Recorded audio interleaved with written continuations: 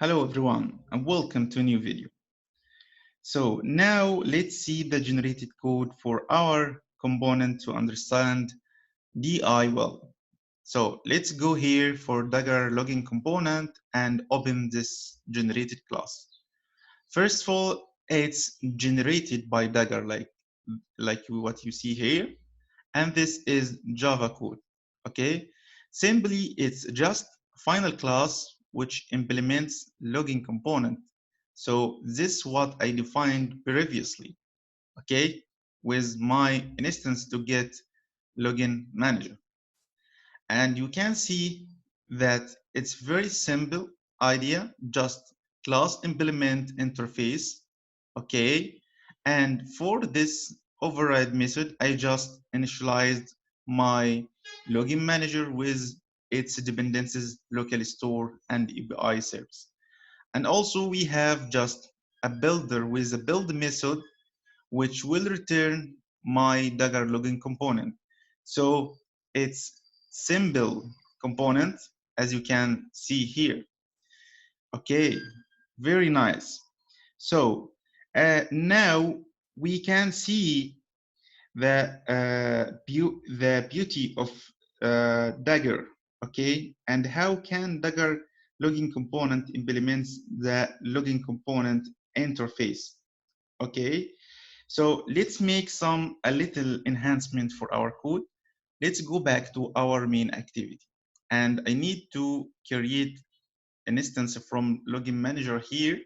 It will be nullable or optional, and it will be private also.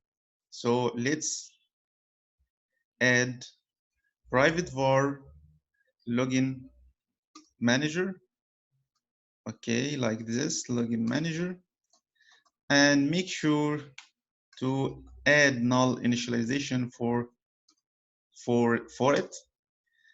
And then here, okay, so here in login, here we can see the login manager initialized with null value, okay. So let's remove this login manager and add,